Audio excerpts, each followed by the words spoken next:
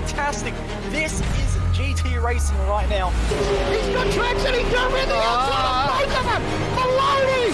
Oh, he's taken Anderson! Anderson's up top! Oh my god! Big crash! Oh my goodness, half the field's gonna get rolled! Second very close. These guys are want to make their way through the field very quickly.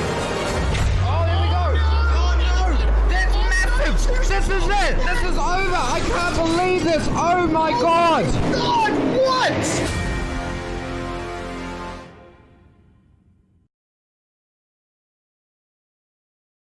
40 of the best sim racers, $100,000 on the line. Who will rise to the challenge? This is the most competitive and sought-after season in iRacing World Championship history. This is where legends are made. This is the Porsche Esports Supercar.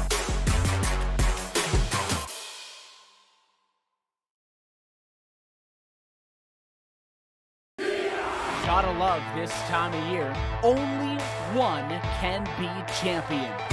Let's go playoff racing.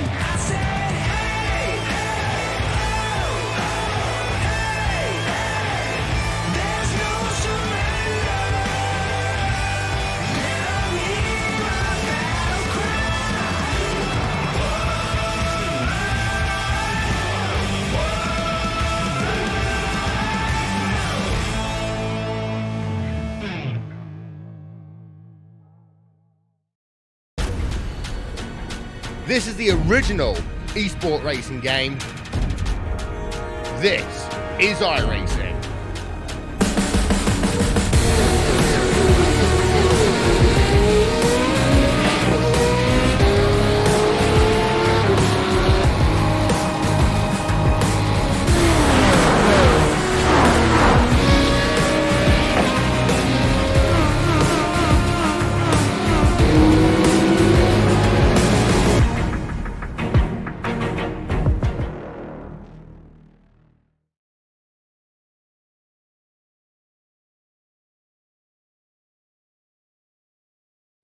Hello everyone and welcome to the Concrete Jungle. No, I'm not going to break out in song, but I might just break out in some loud shouting tonight because we are at Sebring International Raceway and what a show this circuit always puts on.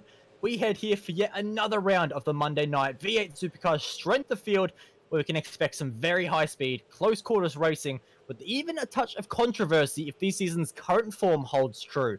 I'm Bo Albert, and alongside me tonight is Mr. Zachary Hanlon, with J.K. Kennedy being useless in the director's booth. But Zach, Sebring is a track both of us enjoy quite a lot, but just what is it about this track that makes it such a brilliant circuit to race at? It's probably just the fact that it's never really quite the same. You know, every single time you go around, you can never really hit the same lap twice. It's just got so many bumps. Of course, this track was made out of essentially an abandoned airfield in the southern United States, so that runway on the main straight is very bumpy, and all of the taxiways that surrounded it over the years have not been touched at all, and they're so unbelievably crooked. As you can see, James Mackay there suffering a little bit in the braking zone from some of those bumps. So it's just such a difficult track to work, and I guess you just always feel like you can never quite master it. You just try and strive for it, which makes it so enjoyable. Well, absolutely, of course. We think to just Sunset Bend, the very last corner, if you're unfamiliar with it. And there's so many different lines you can actually take through that fine corner. So it does mean there's a lot of mix and variety in how you approach it, where you can maximize the car, and whether or not you can carry enough momentum to get yourself across the start-finish line in the fastest time to top this 27-car grid that we have here today for what is going to be a 19-lap race. And with lap times over the 2-minute mark, we can expect it to be roughly a 40-minute race with a pit stop to boot as well. So this should be pretty interesting to see how the drivers attack this, as we're just waiting on the last few cars to set lap times at the moment, and they should be able to set plenty of lap times, but the track temp is not going to be helping them at the moment because 38 degrees on a concrete circuit is really going to make these tires scream for mercy, Zach. Yeah, that's right. Potential that window might close up a little bit with the temperature. They might end up getting a little bit cooler. It is about 3:30 in the afternoon here at Sebring, so the guys can manage the tyres for the first stint, which we have, historically seen, I guess, people taking it a bit easier in the first stint. Once we get the pit stops out of the way, the gloves come off and it all starts turning into a big battle, and having fresh tyres at that time is going to be important. So managing the tyres will be very difficult here especially, but the track temperature may drop just a little bit, and that will help the battle for the second stint. Well, you definitely have to hope so, because so many times in this series we have seen the races decide in that second stint as Thomas McMillan gets himself up to position number 11 to go up a couple of positions. So good news for him, as we're looking at Brady Myers on screen at the moment, coming across the start-finish line to try and make something happen at the moment, but we'll see how this all goes at the moment. But last couple of drivers are trying to set a lap time, 30 seconds remaining at the moment, and these drivers just need to try and find a little bit more. Still waiting on Stefan Schmidt and Brian Borg to set a lap time. Schmidt won't get a time in, but Brian Borg coming across the start-finish line, we'll see what he can do as he runs across. And can he improve on 27th place? The answer is yes, but only by a little bit. 19th place, not a bad effort, but probably would have been wanting a little bit more there, Zach. Yeah, absolutely, but it is so easy. Just one minor mistake here can so easily lose you 3 to 4 tenths of a second. You really have to make sure that you get that lap time perfect, and the man who has done that best of all today is Brady Myers for Zero Esports. He's going to take it away from pole position, and this is interesting here because Jake Burton in position number 2 currently leads the championship, and Brady is the man chasing him voraciously at the moment. Jackson Suslan-Harlow for Logitech Altus Esports will come in position number 3. James Mackay will come in position 4. Jordan Ross will start out of 5th position alongside Sam Sutton. Andrew Gilliam will start from row 4 alongside Marlon McMullen. We have Chris Coxhead starting out of 9th position alongside Pursuit Sim Racing's Michael Taliancic. Kicking things off from the 6th row of the grid belongs to Thomas McMillan and Sean Thompson. We'll see how those guys get on over the course of this race, with Jamie Stovall, Steve Jansen, and Greg Sharp, your top 15. Damien Johnston kicks things off from the 8th row of the grid, with Brad Newman, Thomas Hins, Brian Borg, and Christian Smart, your top 20, with Craig Jones, Brenton O'Brien, and Michael Kirkham, Mihail Ladashov, Martin Hallinan, Jake Manhire, and Stefan Schmidt, your 27 cars that will line up on the front row of the grid. Well, not the front row of the grid, but on this front straight, for what should be a very interesting race indeed. Your front row, though, is settled by Brady Myers and Jake Burton. These two, the championship has been fought between them all season long. Jake Burton has the advantage currently, but what is he able to do when it comes down to this showdown? Brady Myers is not out of contention just yet, and with a great result here tonight, with a 3.6k strength of field, there is every chance that Brady Myers can put one back on the number 2 car for tonight's race, but you can't count out the likes of Jackson Suslan-Harlow, James Mackay, and Jordan Ross as well in your top 4. James Mackay just a little bit of a wiggle there on the start as the lights are on and the green flag will fly, and we get underway for 19 laps here at Sebring International Raceway, and it's a nice start by Brady Myers as the cars launch their way in towards the very quick turn number 1. Jackson Suslan-Harlow already getting extremely aggressive in towards turn number 1 as the field all try makes it through single file, but it's a lot single file at the moment. 3 wide in the background. Contact McMullen goes around and he's going in the middle of the pack. The number 1 car almost up and over the 23, and the 11 of Thomas Hins involved as well. Massive carnage on the run, and it's still continuing. McMullen goes around again. So that is a massive moment here for the start of the race. We can see the rest of the field all making their way through now. Down into the hairpin goes Brady Myers and Jake Burton as they duck and weave their way, and already Myers getting extremely aggressive in defense between himself and Jake Burton, who runs a little bit wide and won't be able to make anything happen into the hairpin, Zach. No, not quite, but this little 3-car breakaway here, good sign for those guys, and Jackson's getting very aggressive. He actually got a very poor start, going for a little bit of a look up the inside of Jake Burton there, not quite able to get things done, but looking very aggressive in this opening stage. Despite the poor start, he did have a little bit of contact with James Mackey in turn 1 as well. Both of those drivers came out the other side. We're going to get a Motum stimulation replay of what happened just moments ago at the beginning of the race. It was very tight down into turn 1, and it all started to check up when a couple of cars get 3 wide back here. So there's Andrew Gilliam going down the inside of Jordan Ross, making it 3 wide. Just behind them, Sam Sutton comes together with Marlon McMullen there. And unfortunately for Marlon, he just gets caught in the wrong place. And Michael Taliantis there went for a massive 360 after contact there, but managed to keep it going. So quite a few cars involved in that incident. And very unfortunate to see a couple of our contenders taken out there. Absolutely, as we get a change for the lead at the moment. And look at the change for the lead as Jackson Susan Harlow gets 2 into 1 at Sunset Bend, and James Mackay wants to make something of this as well, as it is all change up the front of the field, and Mackay gonna have to go the long way around the outside of turn number 1, and he's brave. He thinks about it, he's got the commitment, but he doesn't have the position, as that is going to be Brady Myers who will hold on to it for now. But look at the top 5. They're in another galaxy at the moment as they funnel their way in towards turn number 2. Big braking zone. Jake Burton launches his way back into position number 3 at the moment. But Jackson Susan Harlow being extremely optimistic into Sunset Bend. He just went for it very late on the brakes. And that was all due to a great little bit of contact between Burton and Brady Myers. They try to crisscross one another, but in the end, they both managed to get themselves played as they funnel their way into the hairpin now. So late on the brakes as Brady Myers and Jake Burton, Zach.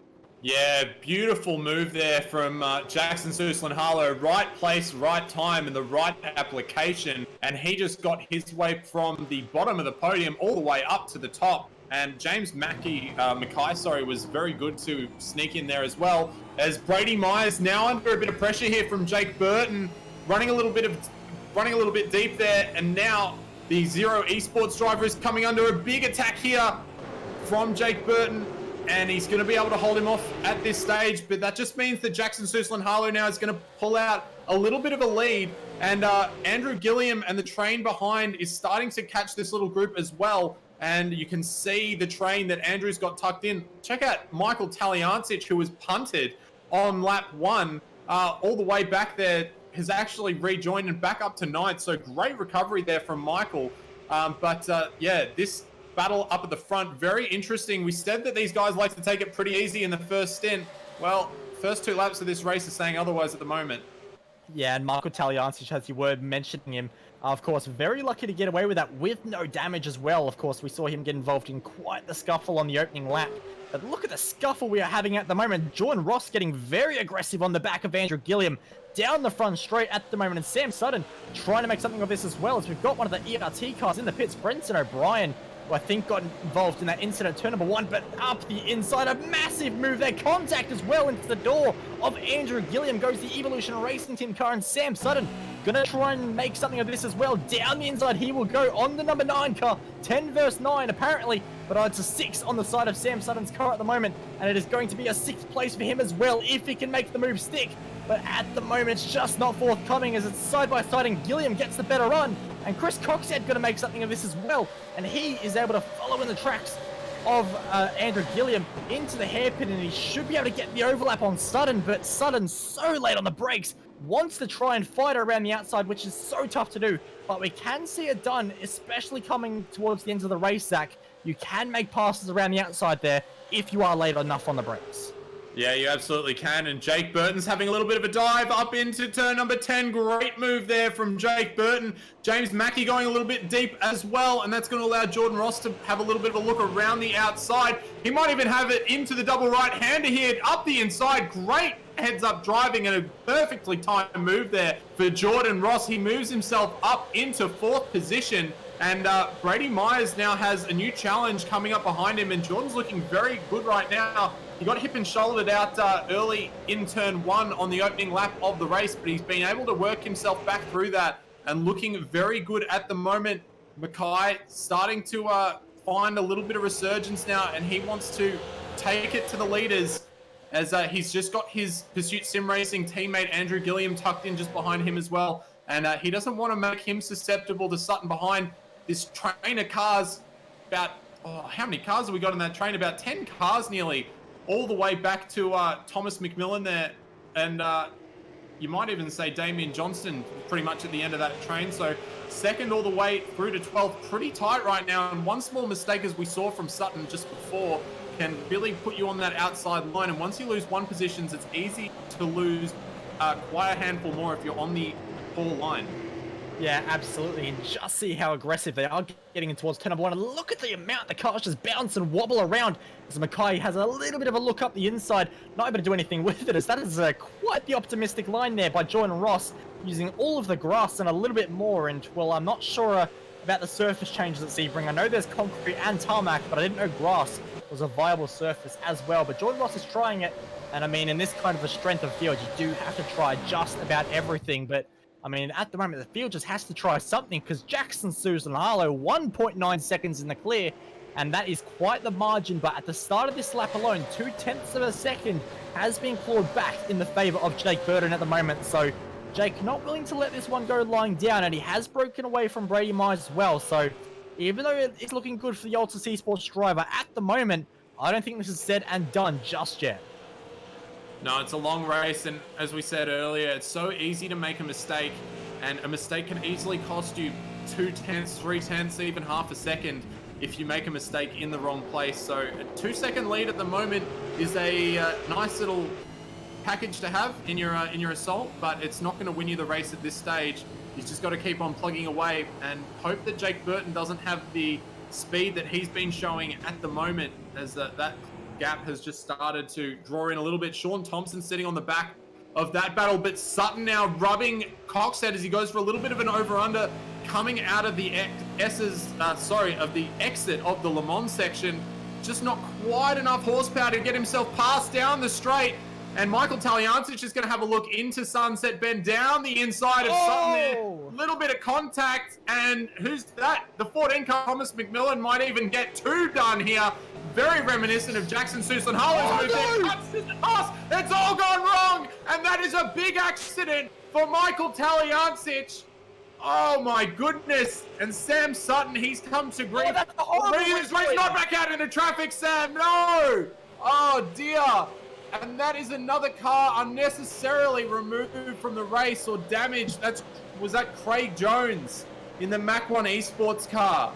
That was very clumsy there from Sutton. It has to be said, you should never pull on to a racing line, especially in such a high speed and blind corner as Sunset Bend. We'll just get a modem simulation replay, and we can just see where these two cars, Michael's still tracking out to the edge of the circuit there. And as you can see here, Sam takes a second, sees a bit of a gap in the traffic. I don't know, maybe he thought he was going to be able to spin it up more, but very unfortunate for Craig Jones to get caught up into that. Just check out from Craig. I mean, there's absolutely nothing he could have done here. Having a look. Yep. No. Yeah. I mean, you could argue he could have gone to the right, but he shouldn't have had to. No, he shouldn't have had to, and unfortunately that has put a bit of a dent on his race, but a much larger dent on the side of Sam Sutton's car. But Jake Manhire having all kinds of issues of his own as we focus back up front at the moment, as the gap is coming down and pretty significantly. Jake Burton already got the gap down to just a single second, as Craig Jones is not being affected by the damage all too much, with a very late dive on Mahal Ladashov, who goes immediately into the dirt, and McMullen able to take advantage of that as well. So McMullen makes another spot up in his very, very damaged car after that, of course, opening incident he got involved in and probably got the worst of as well. I saw him spun multiple times, and he's making the most of it at the moment. But we do move our focus a little bit further up towards Thomas McMillan and Chris Coxhead. We're having a bit of a ding-dong fight at the moment over 7th place. And we'll see what they can do as they make their way through Sunset Bend and onto the exit, onto the front straight. And you see Coxhead's car just lighting up into traction there. And that is such a difficult corner in these V8 supercars, Zach, because the car, of course, rear-wheel drive, no traction control, and a very, very, very sensitive contact patch on the tires. Means the car just wants to slide the entire way through that corner, and the bumps, they don't make life any easier either. Yeah, if you just get a bump at the perfectly wrong time and you take that weight off the tires, you just spin it up so fast, and that kills your momentum, which is very bad, especially down one of the longest straights here at Sebring. And Jake Burton's actually just set the fastest lap of the race, and you can see how much he's been able to pull in on our leader, Jackson Suslin-Harlow. And that gap has come down tremendously in the last couple of laps. So Jake Burton really putting the hammer down now, wanting to get to the lead of this field. He's showing excellent pace at the moment, and Brady Myers not really showing the pace we would have expected, given that he was on pole position. And a little bit of a look there from Jake Burton down into turn 10. Not able to get it done this time. He's got good speed in that car, so I'm sure there's a couple of places he's going to be able to try it. And he's typically very fast down the straights as Jake Burton, so I think coming out of the Le Mans section in just a couple of corners, you could definitely see a move into Sunset Bend. But last time he tried that, he did have a little bit of trouble and kind of outbraked himself at the same time. So he's already had a shot at that once. Maybe he can use that practice to have another go here on Jackson Suslin-Harlow, relying on a good exit though. A little bit shallow coming through the final part of that section. Jackson did a very good job. A little bit late on the apex, but carried the speed through the corner very nicely. And looks like Jake Burton's going to have to find another way to do it, unless he's very confident on the brakes. Looking good, just not quite enough to get that that car past our leader at the moment. No, not at all, but we'll see what kind of traction he can get out of Sunset Bend, and it is a nice run, and he is closing on the Altus Esports driver, who has to go defensive to the middle of the circuit. He will go, but not willing to put up a massive fight early in the race. Up to the inside goes Jake Burton, understeering wide, and Jackson Suslin-Harlow is going to the left and straight on through as well, so a nice little exchange there. But very much lots of respect in the early stages as Jackson Suslin-Harlow gets very loose, under brakes there, and just locking the rears ever so slightly under pressure from the Virtual Racing School sponsored 33 car. And we'll see if Jake Burton can make a move anywhere else in the circuit, but he's already shown where he is strong, going into Sunset and out of Sunset and into turn 1 as well. And you can see just weaving left and right, trying to find an opportunity. He thinks about the outside, and I said it was possible. Is he about to prove me correct? The answer is yes. A beautiful run of traction by Jake Burton there, and goes past Jackson Suslin-Harlow like he was standing still. That was a phenomenal pass. Yeah, excellent move there. And he, you know, hard to get around the outside there at the best of times, but he really followed it up with the traction. And Jackson might have been able to come back at it, but he just got a right rear tire on the grass as he was coming out of that very tight little niggle in the middle of the chicane there, and unfortunately spun up that rear tire, and that was all that Jake Burton needed to really get that move done. Beautiful round the outside. You can see a little bit of overlap here, and just here gets that tire on the curb and a little bit on the grass there, and you can see how much momentum he lost out of that. So nice driving from both those guys. Good respectful racing, but absolutely brilliant move there from Jake Burton, and doesn't look like Jackson Suslin-Harlow is going to let him get away easy though. No, not at all. So we'll see what he can do, and if he can launch a comeback drive onto the back of Jake Burton. And the slipstream is looking pretty good, and Jackson just ducking out for the smallest of moments to see what he can do. But the answer is nothing, as Jake Burton continues to hold that race lead at the moment. So they make their way into Sunset Bend for the 17th time of 19 in this race. It's still got 12 very long laps to go here at the concrete jungle, so plenty of time for the tires to degrade, plenty of times for the drivers to come up with a unique strategy to get themselves back into the game. And speak of getting yourself back into the game, Brady Myers, the fastest car on track last time around, matched by Jordan Ross as well, 1 second quicker than Jackson Suslin-Harlow, and a massive 7/10 quicker than your race leader Jake Burton as well. So just because Jackson Suslin-Harlow is in the box seat to challenge Jake Burton doesn't mean he is the only one, because there is a big gaggle of cars trying to go with him. Yeah, and if they keep fighting up the front, that's going to bring a lot of other cars back to contention. Don't forget, we are about to hit the pit stop window as well. I imagine we'll see a lot of cars starting to develop their strategies within the next lap or two. We're just having a look at Jamie Stovall in his Team Hyperdrive car, having a little bit of a battle here with Craig Jones over 16th position. Good to see these guys having a little bit of a battle. Jamie with a nice draft down the slightly curved straight down here into the hairpin, and it looks like he's going to get that move done, although Craig looking very good on the brakes there, nice and confident. He's actually maintained that position thanks to that braking, but Jamie goes for the longer and straighter exit and gets some nice momentum coming out there. He might have a little bit of a dive into turn number 10. He's definitely setting himself up for a tighter line through there, late on the brakes. Not quite going to be able to get that done. That Mach 1 Esports machine looking very tidy in the braking zones. And meanwhile, Marlon McMullen having a battle further back in the field with Mikhail Ladishov. Not a place he's familiar with residing, but a lot of damage to his machine. And a big incident earlier on means that he's battling for the lower positions. Unlike Andrew Gilliam and Chris Coxhead, who are up in 6th and 7th respectively, and having a little bit of an argument about who's going to take the higher of those positions.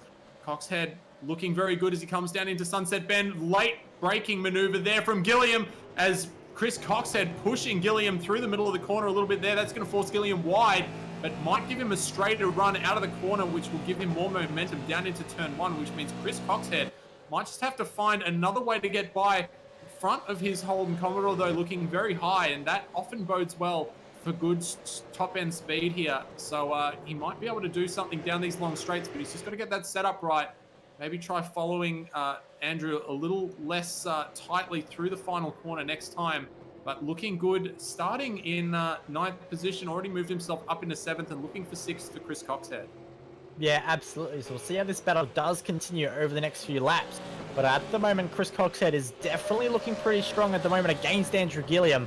And Gilliam just not with the straight line speed. You can see just how powerful the draft is and how much he's closing on the brakes. A massive move from so far back, and there's almost contact between the two. They somehow keep out of each other's bumpers, and they continue to fight another day. But the speed they're getting in the slipstream is pretty incredible, considering we've only got 12km/h winds, which slowly bumps up to 13. But even then, that is just an enormous effect of the slipstream that we're seeing between these two drivers as they make their way into this very tricky section. And this is where we get to see the strengths and weaknesses of the two cars very, very clearly. We can see who's running more rake than who, because we saw the straight line speed of Chris Coxhead, but we'll see if he's any slower because of it against Andrew Gilliam. But I have to say, at the moment, it's not looking the case. Andrew Gilliam just not got the pace that Chris Coxhead has at the moment. And Coxhead thinking about a move, doesn't quite commit to it though. And it's all about setting yourself up, but running a little bit wide through the right-hander isn't going to help him. Dart back to the left, use all the roads you can, and try and maximize your exit. And for Coxhead, it wasn't enough because Andrew Gilliam with a fantastic run through that section. Yeah, he just went a little bit deep into the first part. He thought about going down the inside into the entry of Le Mans there and kind of backed out of it. And that just set him a little bit wide into the rest of the S's section. And it's so critical to make sure that you hit every single apex of that corner to get the most momentum through there, because there's only really 1.25 good lines through there. So unfortunate for him there. He's going to have to tuck back in and regain a little bit of that ground that he has lost. Move ourselves up into the leading pack though, who's reared at the moment by James Mackay, chasing down Jordan Ross in his Evolution Racing Team machine, currently sitting in 4th. And looking very tidy, just tucked in behind Brady Myers and Jackson Suslan-Harlow.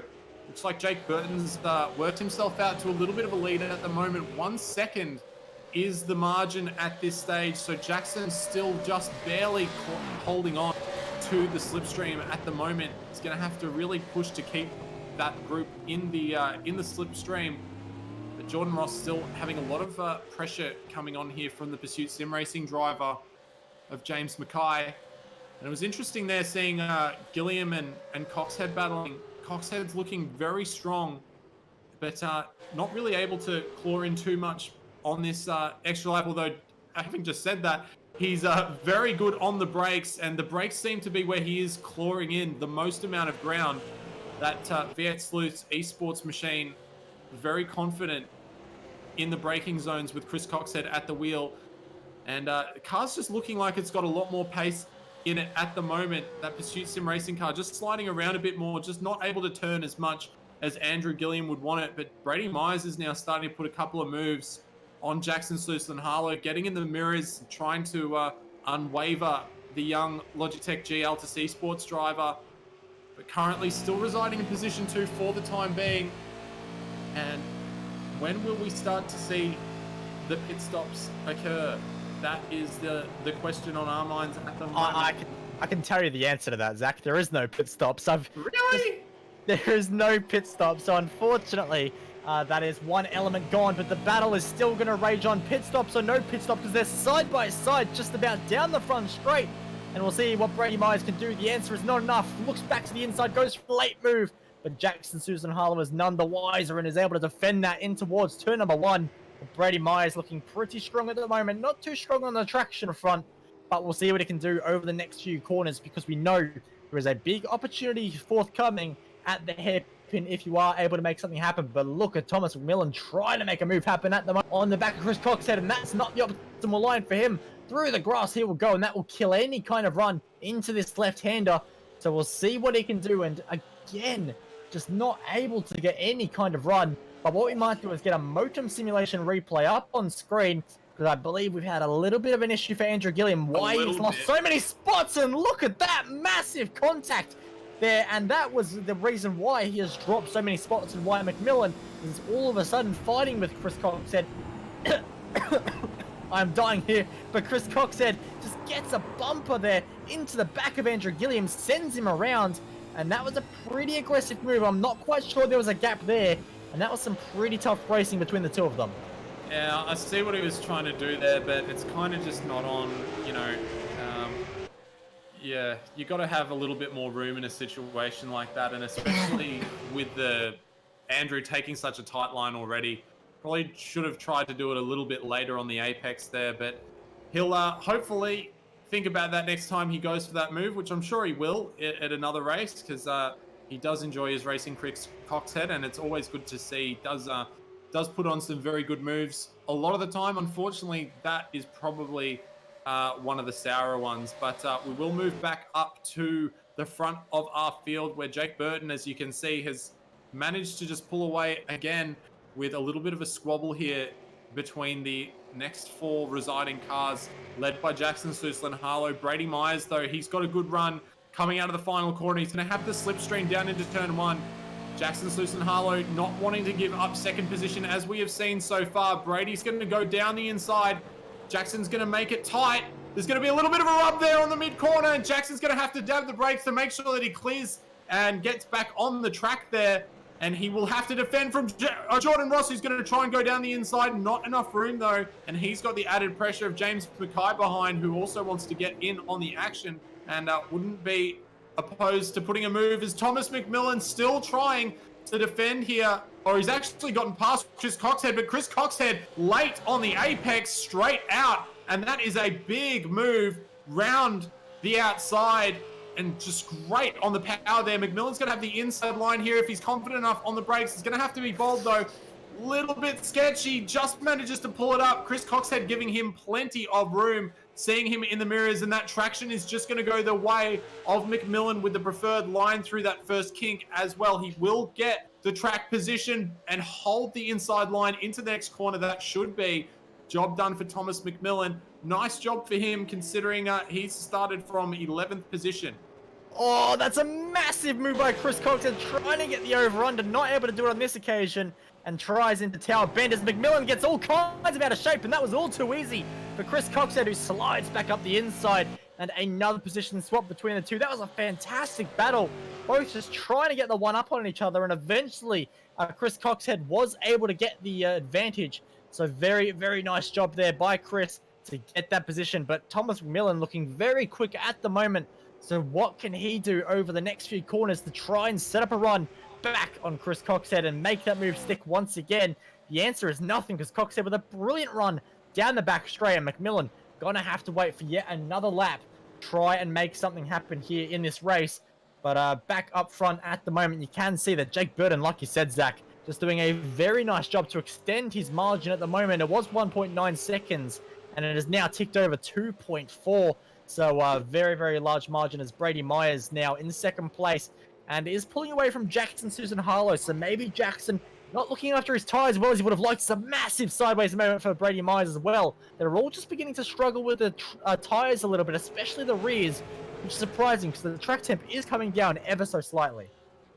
Yeah, but they did use up a good portion of that when it was hot, and we've seen some of the battling that these guys have been doing. Definitely torn a few chunks of rubber off their shiny Dunlops this evening. But yeah, these guys still have 6 laps to go, which is a good 12, 13 minutes worth of racing here, as Jordan Ross gets a little bit sketchy under braking, manages to gather it up, but James Mackay looking intently behind as Jordan Ross making a small mistake there, and he will not want to be doing too many more of those, because James Mackay has been looking very racy. And it only takes one small opportunity around here to get through, as we see Marlon McMullen battling away there with Brad Newman coming through turn number 4, and Mihail Vladishov tucked in just behind them as well. Marlon's been fighting around this position for quite a long time, and you can just see how much of poor straight line performance he has in that car, despite not being too bad in the corners. It just really does trip you up in these races when you get that far back and you are suffering that much damage. You often get stuck battling with people you would not otherwise be accustomed to battling with. And unfortunately for Marlon McMullen, that's going to be much of the race for him this evening, as James Mackay is still looking for a way past Jordan Ross. He's been sitting behind for quite a while now, and these guys don't have to worry about fuel saving too much, so they'll want to be getting a wriggle on, but at the same time, everyone is thinking about that race win. It's not completely out of reach at the moment. 2.6 seconds is the margin, but you know, as we've seen, a few mistakes from quite a lot of drivers already, and one small mistake here could lose you 2 or 3 seconds, and that'd open the race up for this pack behind. So they don't want to battle too hard and put themselves completely out of contention, but at the same time, they want to make sure that they've only got 5 laps to go here, so they're running out of opportunities to make things happen.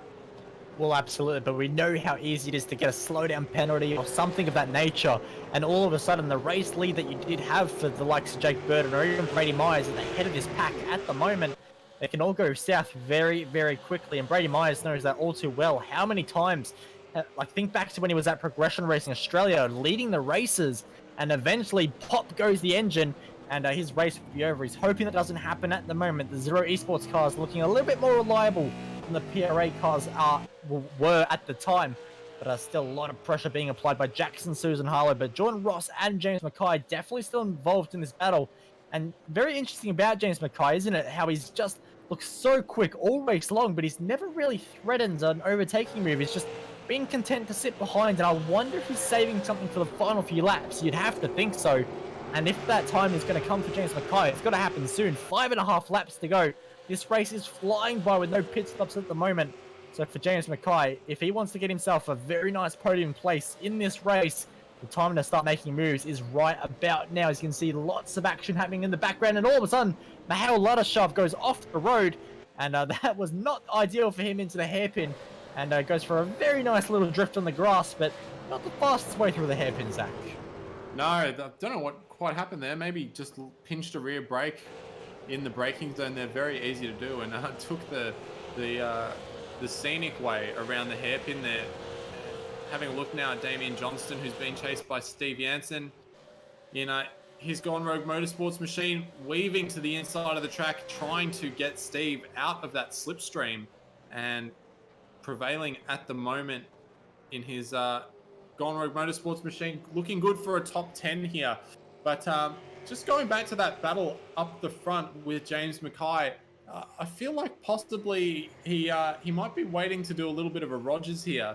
He's seen how intensely Jackson and Brady have been battling. You can see that the pace is still there in those cars, and he could just be waiting for the 3 cars ahead of him to get involved a little bit more heavily before he starts taking to it. Here as Andrew Gilliam and Thomas McMillan trade a little bit of paint coming through turn number 3 and 4 here, and Andrew Gilliam's going to have to go the long way around. Oh, and there's contact, as hard to see what happened there. I'm sure we'll get a modem simulation replay very shortly of that incident, and we'll just try and get an angle. Yeah, that looks like it could be a pretty good one, as they came through here. So Gilliam a little bit wide through the first part of that corner there, and they're already rubbing bumpers.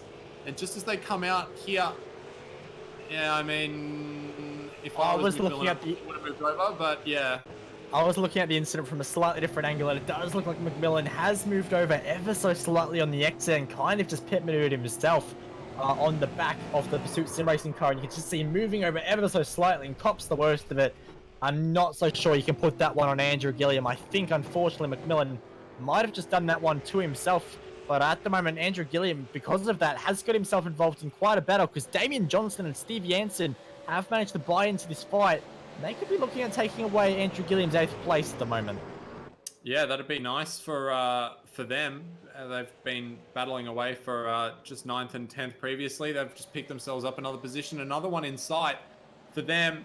James Mackay now very close to the back of Jordan Ross's Evolution Racing Team machine, and this is the closest that he has been in a very long time. So maybe now is the time to pick up the pace of the Pursuit Sim Racing driver. Not a very good exit though, just got a little bit of wheel spin on the very exit of the corner. It's interesting in these V8s having, you know, just driven one recently for the first time in a long time. You can get just that little bit too eager. You know you have a run on a guy and you know you just want to get the power down, you know, a tenth of a second quicker than you really ought to. And it can really lose you a lot of time. And that's a little bit of what's happening to James Mackay there. Meanwhile, McMullen's being boxed in. This is dangerous down the back straight here as they're weaving all over. And we were talking about Marlon suffering in car speed, but what he's suffering for in car speed, he's making up for in racecraft because he's managing just to hold on to 18th position at the moment. But Brad Newman now has a good run coming out of the final corner, and he's got so much more speed down that straight than McMullen. He doesn't look like he's going to have anything to be able to say in return. And a big dive across the nose there of Marlon McMullen for Brad Newman. That secures him 18th position for the time being. We have seen McMullen, obviously a multiple-time series champion, do a very good job through this section here. He's got good pace in the corners. It's just the straights where he's really starting to struggle and trying to go for a little bit of an alternative line there to try and get himself some extra straight line speed. He might have another go in the braking zone down here. Brad Newman covering it off. But Marlon just so confident on the brakes, going to go for a route round the outside. No, he's not. He's going to try and straighten up the exit. It's not going to work for him at the moment, though, as Martin Hallinan just having a little bit of a spin on his own there. And Marlon McMullen, that move did not work well for him. And now he's in the clutches of Mihail Ladishov, who's been struggling with the brakes a little bit. And just behind them as well, Christian Smart, who was involved in that big accident on lap number 1. Just having a look for the battle on the final spot of the podium with 3 laps remaining. And Jordan Ross has been trying to make inroads on Jackson Suzlin-Harlow, but it's James Mackay who's really looking quick out of this group at the moment. He's taken a wide line into turn number 1. Couldn't quite pull it in for the exit there to try and get a bit of an under on Jordan Ross, but still looking very racy. And only a couple of laps remain for Jackson Suzlin-Harlow to hold on to that 3rd position. Brady Myers has been looking strong at the front of this group, and he's just managed to eke out a little bit of a margin here. So it looks like the battle is mainly for the final spot on the podium. Yeah, it does look that way at the moment, which is currently held by Jackson Suzlin-Harlow. But Jordan Ross and James Mackay looking very, very threatening in the background. But what they have to make sure they don't do is battle between themselves and end up ruling themselves out of contention for that podium spot. But at the moment, Jackson's doing everything he needs to do. But Jordan Ross, we know how good he can be in the late race stages. And he's always willing to put up a fight as well. So very, very experienced driver, knows what to do in these kind of situations. This should be a very, very exciting fight indeed. As Chris Cox said, just trying to close into this battle as well. And you know what? I think if there's any little bit of an incident here, even though he is some 6 seconds back at the moment, he still has a lot to gain as well. There is every chance these guys get a little bit too feisty against one another and end up having a little bit of an incident like we have seen so many times. Just think what happened to Jake Burton back at Road Atlanta. Anything is possible in this series, and that is exactly why we love it. Every single race, it gets a little bit more and more exciting. But at the moment, this fight for the podium, it's a little bit of a slow burner, but I have every hope and respect that this will definitely heat up as we head to just 2 laps to go this time around the start-finish line. Yeah, it's been burning for quite a while, but you just feel this level of anticipation from some of these guys. Meanwhile, Craig Jones is looking for a way past Michael Kirkham now in the number 8 machine. He's run a little bit deep into the Le Mans section there, and he's actually had to give up 2 positions, one to Craig Jones and one to Brian Borg, who's had to charge back from down in the 20th positions earlier in this race. And Craig is going to have to put on a mountainous defense here because Brian Borg is going to try and go round down the inside here. But also quite a good offensive drive being put on by Kirkham there. He's going to try and go past both of them. And now he's kind of stuck with nowhere to go here. Kirkham's going to go for the outside line, follow Craig through, might even give him a little bit of a push. Late on the brakes, Borg down the inside there. Kirkham's going to go for the wide, fast exit here. Oh, massive bump on the inside there, which you wouldn't normally catch going all the way out to the edge of the racing track for the normal line there. And it is Craig Jones who prevails. He's got an immense amount of pressure coming behind him though. Only 2 laps to go for the Mach 1 Esports driver. Brian Borg, not a very good run out of turn number 4 there. And that's going to give an opportunity now to go down the inside for Kirkham. He's going to have to be late on the brakes. Borg cuts in across. No contact. Nice clean move there, but no position gained for Kirkham. And Borg doing a good job to hold on to that position. So we'll just get a modem simulation replay of that transaction there. And check out, oh no, this is actually Michael Taliancic and Thomas McMillan, 2 drivers who have come to grief already in this race. And Michael Taliancic going the long way round through number 1. Nice sight between those 2 drivers. And they're going to go down into 2 again. And they might even just stay side by side through 3 and 4 if they're really committed. And they are. Nice job from these 2 guys. And a little bit wide there on the mid of the corner there for McMillan, and Michael Taliancic takes full advantage of that, gets the better exit, and currently still residing in that position at the moment. Final lap now, and a small mistake for Jordan Ross. This could be the opportunity Mackay has needed all of this race. Is he going to fire it down the inside at 2? He's not. Jordan Ross covers off the line very defensively there, but that's going to compromise his line through 3 and 4, which is going to give Mackay, as you see, a wider entry out of the exit here, and that'll give him good momentum down the back straight here into the hairpin. Is it going to be enough? It doesn't quite look like it unless he's feeling very good on the brakes. He's pulled to the inside, showing a little bit of intent, getting in the mirrors. He's not going to be able to do anything. We've had a good run out of this section here, and Taliancic and McMillan going side by side once again. This time, Taliancic on the inside into 2, McMillan going around the outside. Both of those guys still giving a nice amount of room there. Taliancic once again, though, will prevail. A little bit of a bump on the exit from McMillan, and there's a little bit of overlap there, so it's going to have to, in fact, Taliancic has just straight given the position to McMillan there, possibly running low on incidents, and doesn't want to get disqualified on the last lap of the race. James Mackay's been looking for a way past Jordan Ross, but unfortunately for him, it doesn't look like there's going to be much more opportunity. He's got one more chance down into the final corner, and he'll have to make sure that he really sets up the final section of Le Mans just right. Turns in light for the final part of the Le Mans section. He's got a good run here. This might actually be enough for him to do something with. Car starts pulling in inch by inch. Jackson Suslin-Harlow not helping Jordan Ross out, pulling to the inside and allowing Mackay a little bit more of an advantage there, but it's not going to be enough as we go into the final corner. And Jake Burton with a big drift around the final corner is going to be your race winner this evening here at Sebring in the iRacing official V8 Supercars series. Brady Myers, Jackson Suslin-Harlow make the podium, and Jordan Ross being able to hold on as we go further back in the field for 14th, 15th, and 13th here. And Michael Taliancic holding true to the inside line there. He's got a little bit of a straight line disadvantage as they come down the back straight into the final corner.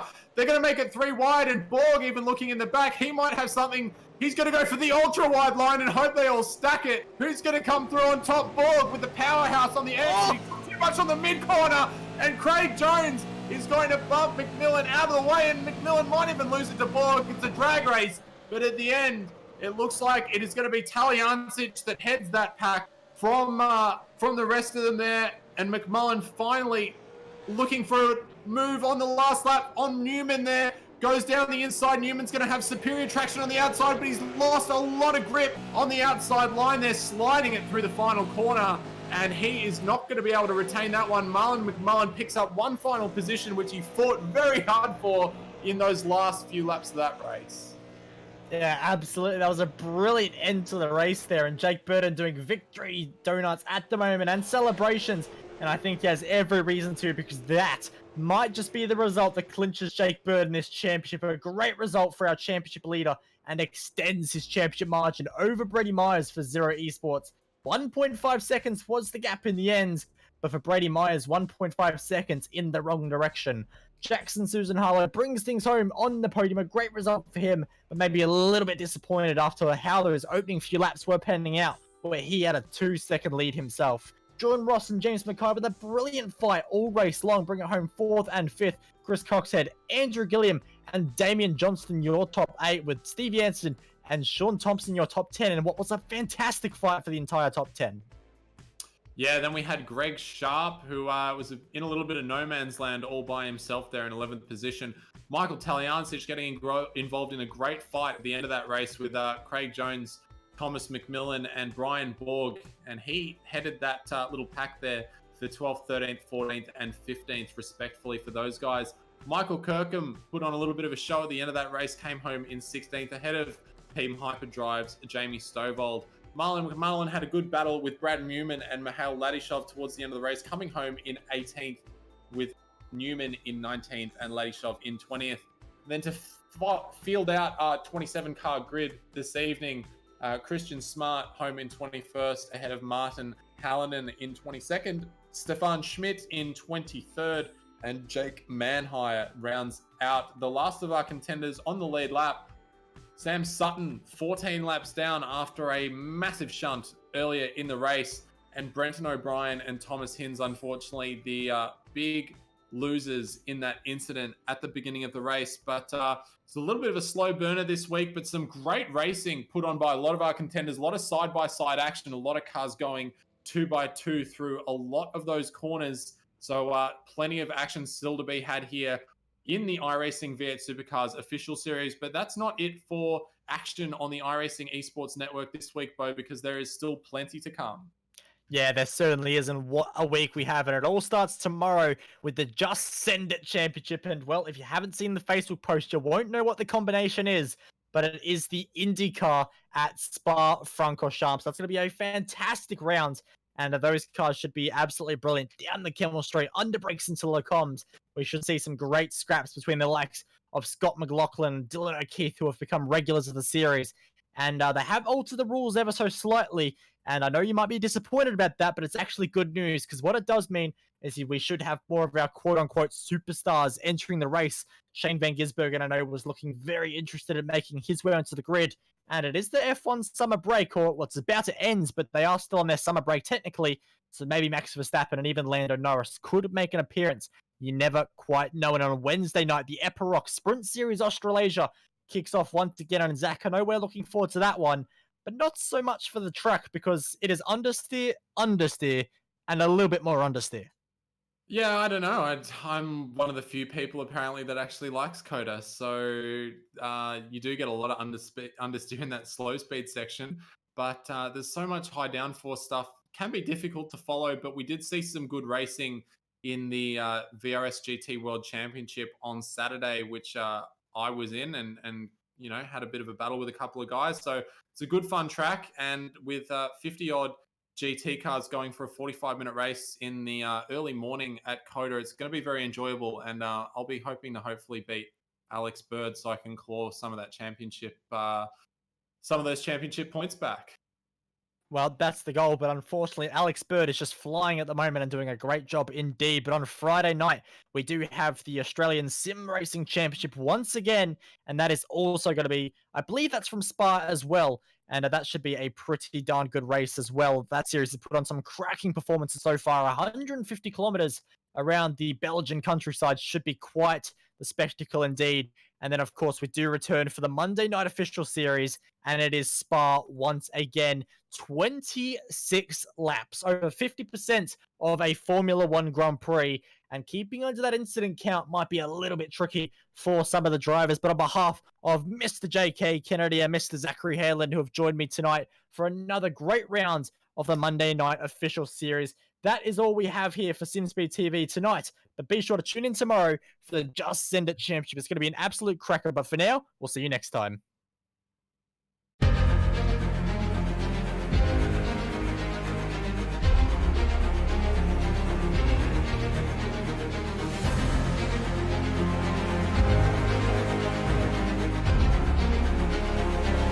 This is fantastic.